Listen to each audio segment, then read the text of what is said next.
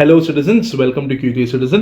അങ്ങനെ വിനീത് ശ്രീനിവാസൻ ഡയറക്ട് ചെയ്ത Pranav Mohanlal and Dhyan Sreenivasan lead ആക്ടേഴ്സായുള്ള വർഷങ്ങൾക്ക് ശേഷം കണ്ടിരിക്കുകയാണ്. ഒറ്റ വാക്കിൽ പറയുവാണെങ്കിൽ ഒരു ആവറേജ് പടം. ഇപ്പോൾ നമുക്ക് വിനീത് ശ്രീനിവാസന്റെ പടം എന്ന് കേൾക്കുമ്പോൾ നമുക്ക് കുറച്ച് എക്സ്പെക്ടേഷൻസ് ഉണ്ടല്ലോ.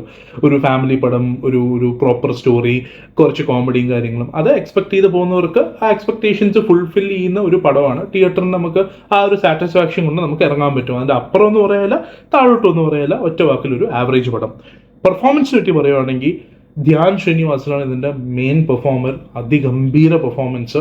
ആൾ ഇൻ്റർവ്യൂവിലാണ് നമുക്ക് കുറേ ചളിയും കോമഡിയും അടിച്ചു നടക്കുന്ന ടൈപ്പൊന്നും അല്ല നമുക്കറിയാം. അത് വെറും ഒരു മാർക്കറ്റിംഗ് മൂവ് മാത്രമാണ്. He's an amazing actor. നല്ല രീതിയിൽ ആ ക്യാരക്ടർ പുള്ളി ഹോൾഡ് ചെയ്തു. ആ ഒരു മെച്യൂരിറ്റിയും ഇമോഷൻസ് എല്ലാം കൊണ്ടുവന്ന super performance by Dhyan Sreenivasan. ഈ പടത്തിൽ രണ്ട് മിസ്കാസ്റ്റ് ആയിട്ട് എനിക്ക് തോന്നിയത് നമ്മുടെ സ്വന്തം പ്രണവ് മോഹൻലാൽ ആൻഡ് കല്യാണി പ്രിയദർശനാണ്. പ്രണവിനെ പറ്റി പറയുവാണെങ്കിൽ ഒരു വേരിയേഷനും പ്രണവിന് ഇതിലില്ല. ലൈക്ക് അതേപോലെ തന്നെ ഹൃദയത്തിലുണ്ട പ്രണവിനെ അതേപോലെ തന്നെ ഇതിൽ കൊണ്ട് വെച്ചിരിപ്പുണ്ട്. ലൈക്ക് ഒരു ആക്ടിങ് വേരിയേഷൻസോ കാര്യങ്ങളോ ഒന്നുമില്ല. ആള് ഈ പടത്തിൽ തന്നെ പല എന്താ പറയുക മേക്കപ്പും രീതിയിലുള്ള വ്യത്യാസങ്ങൾ ഉള്ളതുകൊണ്ട് നമുക്ക് ആ ഒരു ക്യാരക്ടറായിട്ട് നമുക്ക് റിലേറ്റ് ചെയ്യാൻ പറ്റും. അല്ലാതെ പുള്ളിയുടെ പെർഫോമൻസ് വൈസ് നോക്കുവാണെങ്കിൽ ഒരു വേരിയേഷനും കാര്യങ്ങളും ഒന്നുമില്ല. ഭയങ്കര ഡിസപ്പോയിൻറ്റിങ് ആയിരുന്നു പ്രണവിൻ്റെ ക്യാരക്ടറൈസേഷൻ. ഞാൻ നല്ലൊരു പ്രണവ് ഫാനാണ്, മോഹൻലാൽ ഫാനും കൂടെയാണ്. പക്ഷേ his performance was below par in this movie. Dhyan Sreenivasan എപ്പോഴും ഒരു ഇൻ്റർവ്യൂവിൽ പറഞ്ഞിട്ടുണ്ടായിരുന്നു, ഹൃദയം കഴിഞ്ഞിട്ട് എനിക്ക് പ്രണവായിട്ടൊരു പടം അഭിനയിക്കണം എന്നൊക്കെ ധ്യാൻ പറഞ്ഞിട്ടുണ്ടായിരുന്നു. ഇതോടെ എനിക്ക് അവസാനിക്കുന്ന എനിക്ക് തോന്നുന്നു. കാരണം ഒരു വേരിയേഷൻസ് ഒന്നും, ഭയങ്കര ലീനിയർ ആയിട്ടാണ് പുള്ളി കംപ്ലീറ്റ് പടത്തിൽ അഭിനയിച്ചിരിക്കുന്നത്. ഈ വിഗും മേക്കപ്പും ഒക്കെ ഉള്ള കാരണം നമുക്ക് ആ ക്യാരക്ടറായിട്ട് നമുക്ക് റിലേറ്റ് ചെയ്യാൻ പറ്റി കുറച്ചൊക്കെ. അല്ലാതെ എനിക്ക് പുള്ളിയുടെ റോൾ ഇതിൽ വർക്കൗട്ട് ആയെന്ന് എനിക്ക് തോന്നുന്നില്ല. അതേപോലെ തന്നെ പിന്നെ കല്യാണി പ്രിയദർശൻ ഇതിൽ കുറച്ച് സീക്വൻസസ് മാത്രമേ ഉള്ളൂ. കല്യാണി പ്രിയദർശൻ്റെ റോൾ എന്ന് പറയുന്നത് ഇത് ഈ പടത്തിൽ എന്തിനാണെന്ന് പോലും എനിക്ക് മനസ്സിലായിട്ടില്ല. 20 വയസ്സായുള്ള കല്യാണി പ്രിയദർശൻ കാണിക്കുന്നുണ്ട്, പിന്നെ 10, 50, 60 വയസ്സായുള്ള കല്യാണിയെ കാണിക്കുന്നുണ്ട്. രണ്ടും ഒരേപോലെ, ഒരു വ്യത്യാസവും.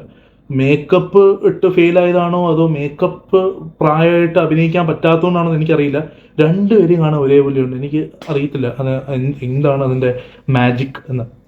ഓക്കെ, ഇനി പടം പിന്നെ സെക്കൻഡ് ഹാഫ് കഴിഞ്ഞ ഒരു ഒറ്റ കയറ്റം പോകുന്നുണ്ട്. അത് നൺ അതർ നമ്മുടെ നിവിൻ പോളി സർ ആൻഡ് ബേസിൽ ഇതിൻ്റെ ഷോർട്ട് ആണെങ്കിൽ നല്ലൊരു സോളിഡ് റോൾ ബേസിൽ ഇതിലുണ്ട്. പക്ഷേ ഈ പടം എൻറ്റയർലി ടേക്ക് ഓഫ് ചെയ്ത് പോകാൻ കാര്യം ഡ്യൂ ടു നിവിൻ പോളി. ആള് സെക്കൻഡ് ഹാഫിൽ അങ്ങ് തകർത്തു. നിവിൻ്റെ എല്ലാ സ്ട്രെങ്ത്തും, ആ ഒരു നാച്ചുറൽ ആക്ടിങ്, ആ ഒരു എന്താ പറയുന്ന ഒരു ടൈപ്പ് കാസ്റ്റ് ഉണ്ടല്ലോ നിവിൻ്റെ, അത് നിവിൻ നല്ല രീതിയിൽ നിവിൻ്റെ ഒരു സ്ട്രെങ്ത് ഉപയോഗിച്ച് നിവിൻ ആക്ട് ചെയ്തു. സൂപ്പർ കുറേ കോമഡി സീക്വൻസും ആളുടെ കുറേ തഗ് റെഫറൻസസും, ബോഡി ഷെയ്മിങ്, അല്ലാതെ നെപ്പോട്ടിസം തുടങ്ങിയ പല കാര്യങ്ങളൊക്കെ പുള്ളി ഉപയോഗിച്ച് ഒരു കിഡിലും പെർഫോമൻസ് ആൾ ഇട്ടിട്ടുണ്ട്. അത് കണ്ടിരിക്കാം. സെക്കൻഡ് ഹാഫ് നമുക്ക് ശരിക്കും എൻജോയ് ചെയ്യാം. അപ്പോൾ തിയേറ്ററിൽ പോയി നിങ്ങൾ കാണുവാണെങ്കിൽ നിങ്ങൾക്ക് നിങ്ങളുടെ ഫാമിലി ആയിട്ട് പോയി ചിരിച്ച് എൻജോയ് ചെയ്യാൻ പറ്റുന്ന പല രംഗങ്ങളും ഈ സിനിമയിലുണ്ട്. അല്ലാതെ OTT കാണുന്നതിന് തീരെ മോശമല്ല. ഇപ്പോൾ if you want have a good time with your family and കുറച്ച് ചിരിക്കാനുള്ള അവസരങ്ങൾ ഈ മൂവിയിലുണ്ട്. Okay, so thank U.